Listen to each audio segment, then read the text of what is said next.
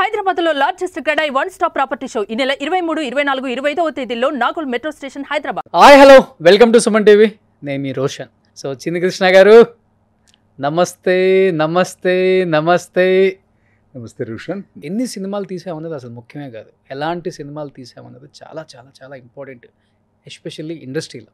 అది మీరు తీశారు. ఒక Narasimha Naidu, Narasimha, Padayappa super duper hit, and Indra 3 super duper hits. అంతే. గంగోత్రి, బద్రీనాథ్ ఓకే. ఇంకా తర్వాత జీనియస్ లాస్ట్ మూవీ అనుకుంటా. లేదు, జీనియస్ నేను చేయలేదు.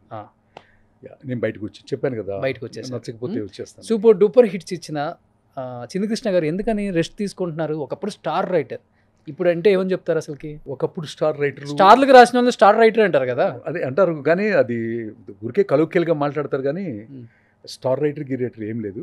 అతి తక్కువ సినిమాలు చేసినటువంటి ఒక చిన్న రైటర్ని. అంత కర్మ సిద్ధాంతం. మనం ఒక సంవత్సరం నుంచి కలవాలనుకుంటున్నాం, కలిసామా కర్మ సిద్ధాంతం అనమాట. అంతే. ఎప్పుడు ఎక్కడ ఎలా జరగాలో అలా జరుగుతుంది. కాదు, సినిమాలకు ఎందుకు దూరం అయ్యేది నా క్వశ్చన్. సినిమాకి దూరం అవటము, సినిమానే దూరం చేసిందా? అట్లా ఏం లేదు. సినిమా ఇప్పుడు నిత్య యవరంగా ప్రవహిస్తూనే ఉంటుందన్నమాట. ఎవరు ఎప్పుడు వచ్చి గంగానదిలో నీళ్లు తాగితే అప్పుడు ఎవరైనా తాగొచ్చు. మరి పెద్ద అదేం దూరం కాలేదు. మరి ఎందుకు మధ్యలో తాగటం మానేశారు? నేను రాయటం మానలేదు, సినిమా రాయలేదు అంతే. కథలు రాయటం మానలేదు, కథలు రాయటం అసలు మాన కూడా. Till death everyday morning 4 o'clock కనుక మీరు మా ఇంటికి వస్తే, ఎవ్రీడే మార్నింగ్ వేరెవర్, నేను ఆఫ్రికాలో ఉంటాను, దుబాయ్లో ఉంటాను, ఎక్కడ ఉంటాను, ఎక్కువ మంత్లీ 10 days కాశీలో ఉంటాను ఇప్పటికి కూడా. ఎందుకంటే కాశీలో ఇల్లు కూడా కట్టుకుంటున్నాను. సో కాశీలోనే ఇల్లు కట్టుకుని సెటిల్ అవుదాం అనుకున్న నేను ఎక్కడున్నా ఈ భూమి మీద ఎర్లీ మార్నింగ్ 3:30కి లెగుస్తాను. 4 o'clock మా ఇంటికి కనుక వచ్చి చూస్తే నేను రాసుకుంటూనే ఉంటాను. ఎక్కడున్నా రాసుకుంటారు. ఓకే, సినిమాలు ఎందుకు చేయట్లేదు? అదే సినిమా ఎన్ని ఉన్నాయి మీ దగ్గర? అసలు ఎన్ని స్క్రిప్ట్లు ఉంటాయి? మీరు ఇప్పుడు సినిమాకి దూరంగా ఉండి ఆల్మోస్ట్ ఒక 13-14 సంవత్సరాలు అయిపోయిందా? Almost more than exactly 12 years. 12 years అయిపోయింది. ఈ 12 yearsలో మీరే అన్నారు ఇప్పటికి ఎవ్రీడే మార్నింగ్ 4కి లేసి కథ రాసుకుంటానని. ఏమైపోయింది ఈ కథలన్నీ? అంటే వేరే వాళ్ళకి ఇస్తున్నారా, నా పేరు వేయద్దు అంటున్నారా, లేకపోతే సినిమాలు చేయట్లేదా? అదేం లేదు, కానీ ఒక అలవాటు ఉంది కదా. శ్రీరామచంద్రుడు కూడా అయోధ్యను వదిలిపెట్టి కొన్ని సంవత్సరాలు అడవుల్లో ఉన్నాడు. ఇప్పుడు మీరే అట్లాంటి ధర్మం అనికి రూపమే శ్రీరామచంద్రుడు. అట్లాంటి శ్రీరామచంద్రుడికే 12 సంవత్సరాలు అయోధ్యను వదిలిపెట్టి దూరంగా ఉన్నాడు. మళ్ళీ పట్టాభిషేకం అయిన తర్వాత ఆయన పరిపాలనని రామరాజ్యంగా పోల్చారు. That day will come Roshan. మళ్ళీ డెఫినెట్గా ఒక మంచి that day will come Roshan. ఒక పెద్ద సినిమాతో రాబోతున్నారు, మళ్ళీ పెద్ద హీరోతో. అదే పెద్ద చిన్న డిసైడ్ చేసేది మీకు తెలుసో తెలీదో. మీరు కాంతారా చూసారా? అది పెద్ద సినిమానా చిన్న సినిమానా? అంటే బయటికి రావడం చిన్న సినిమా అని, కానీ ఇప్పుడు ప్రపంచ స్థాయిలో కాంతారా గురించి మాట్లాడుకునే స్థాయికి సినిమా పెద్దదా చిన్నదనే కాదు.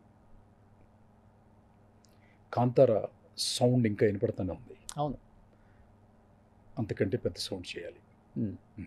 అలాంటి సినిమా తీయాలన్నా, అంటే స్క్రిప్ట్ కూడా అలాంటిదేనా? ఏమక్కలేదు నాకెవరన్నా, నాకు అన్నయ్య ఇళ్ళే కదా చిరంజీవి గారు. అంటే మీరు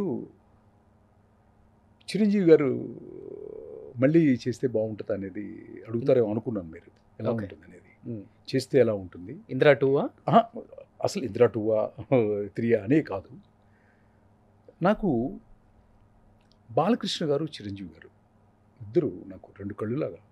నేను ఎప్పుడు డైలీ వాళ్ళని దండం పెట్టుకుంటాను. బాగా మనసులో ప్రే చేస్తాను నేను. నాకు ఇద్దరు చాలా చాలా బాగా పరిచయం. వాళ్ళిద్దరుతో నేను కలిసి పనిచేశాను. ఒకటి మాత్రం చెప్తాను రోషన్, కాంతారాలో హీరో ఎవరు? రిషబ్ శెట్టి. మనకి మీరు అంతకుముందు ఎప్పుడైనా చూసారా? చూశాను. అంతకుముందు ఎప్పుడైనా అతని సినిమా చూసారా? కాంతారా కంటే ముందు చూడలేదు. ఎంటైర్ ఆంధ్రప్రదేశ్లో దాదాపు సినిమా వాళ్ళు కూడా ఎవరు చూడలేదు. డైరెక్టర్ని చూడలేదు, మ్యూజిక్ డైరెక్టర్ని వినలేదు. మనము చూడని హీరో, మనము చూడని డైరెక్టరు, మనము వినని సంగీతం మన దగ్గరికి వచ్చి నార్త్ ఇండియా వెళ్ళి నార్త్ ఇండియాలో ఒక సెన్సేషన్ క్రియేట్ చేసి ప్రపంచం మొత్తంలో సెన్సేషన్ క్రియేట్ చేసి దాదాపు 500 కోట్ల రూపాయలు కలెక్షన్ వచ్చింది. అవునా కదా? ఎందుకు వచ్చింది? కథ సోల్, ఆత్మతో కథని ఆవిష్కరించారు కాబట్టి వచ్చింది. మళ్ళీ చెప్తున్నాను, హీరో ఎవరో తెలియదు, డైరెక్టర్ ఎవరో తెలియదు, కానీ కథ మాట్లాడుతుంది, కథ సౌండ్ చేస్తుంది, కథ సెన్సేషన్ క్రియేట్ చేస్తుంది. కానీ మీరు అన్నట్లుగానే ఇప్పుడు మీరు అదే చిరంజీవి ఆ గారు హీరోని, ఆ డైరెక్టర్ని వాళ్ళ గురించి మాట్లాడుకుంటున్నాం, కానీ రైటర్ గురించి మాట్లాడుకోవట్లేదు చూడండి. ఎస్. ఇప్పుడు మళ్ళీ పాయింట్కి వస్తున్నాం. అట్లాంటిది మెగాస్టార్ చిరంజీవి గారే మళ్ళీ ఆత్మ ఉన్నటువంటి ఇంకొక కథలో చేస్తే, ఆత్మ ఉన్నటువంటి ఇంకో కథలో గనక వర్క్ చేస్తే, కాంతారాలు కాదు, కాంతారా ఉందా? పెన్నుకి ఇంకా పవర్ ఉందా? ఏం అక్కర్లేదు, సింపుల్. చిరంజీవి గారితో 500 crores రెవెన్యూ, 700 crores రెవెన్యూ చేయటం అనే సబ్జెక్టు నాకు తెలిసిన నాలెడ్జ్లో చాలా ఈజీ అంటారు. మంచి నీళ్లు తాగి కింద పెట్టినంత ఈజీ. ఎంత ఈజీ? ఎంత ఈజీ? మంచినీళ్ళు తాగినంత ఈజీ. అంత ఈజీ. ఎందుకంటే అంత పెద్ద నటుడు, అంత పెద్ద పెర్ఫార్మర్కి ఆత్మ ఆవిష్కరణతో చేసే స్క్రిప్ట్ కావాలి తప్ప 6 పాటలు 6 ఫైట్లు కాదు. అది ఎప్పుడు ఎలా వస్తుందో పోయింది, ఆ ట్రెండ్. కాశీ విశ్వనాథుడు డిసైడ్ చేస్తాడు. ఆ రోజు ఎట్టి పరిస్థితుల్లో వస్తుంది, ఎన్ని సంవత్సరాలైనా వచ్చు తీరుతుంది. వచ్చినప్పుడు మాత్రం చిన్నకృష్ణ గారు, అంటే చిరంజీవి గారి గురించి ఇంత గొప్పగా మాట్లాడుతున్నారు కదా మీరు. చిరంజీవి గారు అంటే ఎంత ఇష్టమో మాకు అర్థమైపోతుంది. కానీ ఒక మాట అన్నారు కదా, వినండి, ఇస్తరేసి కూడా అన్నం పెట్టలేదు అని. ఎందుకు అనాల్సి వచ్చింది? ఇన్ఫ్లుయెన్స్డ్ బై సమ్వన్ అన్నారు. నో, సినిమా పరిశ్రమ ప్లస్ రాజకీయము ఈ రెండు ఎప్పుడైతే బ్లెండ్ అవుతాయో, బ్లెండ్ అయినప్పుడు ఏమవుతుందంటే మీకు ఒక బ్యాడ్ స్మెల్ వస్తుంది. అదంత శ్రేయస్కరమైనటువంటి ఇది కాదు. కులాలుగా, పార్టీలుగా మనుషుల్ని విడదీసి భావోద్వేగాల్ని ఇది చేసుకుని ఆహ్లాదకరంగా ఉండే చిత్ర పరిశ్రమలో ఈడే పార్టీ వాడే పార్టీ, ఈడే కులం వాడే కులం, హ్యూమన్స్ అంతా పోయింది, రచన పోయింది, క్రియేటివిటీ పోయింది. ఏంటి ఎప్పుడైతే పాలిటిక్స్ ఎంటర్ అయిపోయిందో, ఎక్కడైతే ఎంటర్ అయిపోద్దో, ఎక్కడైనా సరే మీరు గుర్తుపెట్టుకోండి, ఎవరైనా సరే కానివ్వండి, ఎక్కడైనా కానివ్వండి, రెండు బ్లెండ్ అవ్వవు, రెండు బ్లెండ్ చేయొద్దు. ప్రేక్షకులకి నేను చెప్పేది ఏంటంటే, రెండింటినీ కలిపి మీరు ఎప్పుడూ చూడకండి. రెండు కలిపిన అన్నయ్య కూడా, చిరంజీవి గారు కూడా, to be frank with you, అవి మాట్లాడొద్దని చాలాసార్లు చెప్పారు రాజకీయాలు, ఇంకా వద్దు అని కూడా చెప్పారు. ఇన్ఫ్లుయెన్స్డ్ బై సమ్వన్ అంటే చిరంజీవి గారి మీద నెగిటివ్ కామెంట్ చేయమని నన్ను రుద్దారు అని ఒక మాట అన్నారు మీరు. అదే ఇన్ఫ్లుయెన్స్డ్ బై సమ్ వన్ ఎవరు అనేది కూడా నేను మంచి స్టేజ్లో మంచి రోజు చెప్తానంట. బట్ ఇది జరిగిన తర్వాతే కదా మీరు ఆయనకి పద్మ విభూషణ్ వచ్చినప్పుడు కూడా కలుస్తాను, ఇంటికి వెళ్ళారు కదా, ఇంటికి వెళ్ళినప్పుడు కలిశారు కదా. కలిసినప్పుడు యాక్చువల్గా ఇది జరిగిన తర్వాత ఇంకొకళ్ళు అయితే ఎలవ్ చేయరు, కలవరు కూడా. ఆయన కలిశారు అంటే ఆయన గొప్పతనం అని చెప్పుకోవచ్చా, లేకపోతే మీ మంచితనం చెప్పుకోవచ్చా? అంటే నేను రైటర్గా నేను ఆయన్ని పద్మవిభూషణ్ వస్తే కలవటానికి నేను ఎప్పుడైనా వెళ్తాను. వెళ్ళారు, ఓకే, ఇప్పుడైనా వెళ్తాను. ఇప్పుడు మీ స్టూడియో నుంచి డైరెక్ట్గా వెళ్తాను. What is objection? ఏముండదు అసలు. బట్ అది జరిగిన తర్వాత అప్పుడే జరిగిన తర్వాత ఫస్ట్ కలవటం అదే కదా అయింది. మీరు పెళ్ళిలో కలిశాను, అది పెళ్ళిలో కలిసేలేదు, కలిశాను. నా కూతురు పెళ్లికి వచ్చారు, ఇంటికి వెళ్ళటం వేరు. అది కాదు, అది వేరు. Political and don't mix the family life. ఇప్పుడు I have my own family life, I have the relationship with the అన్నయ్య.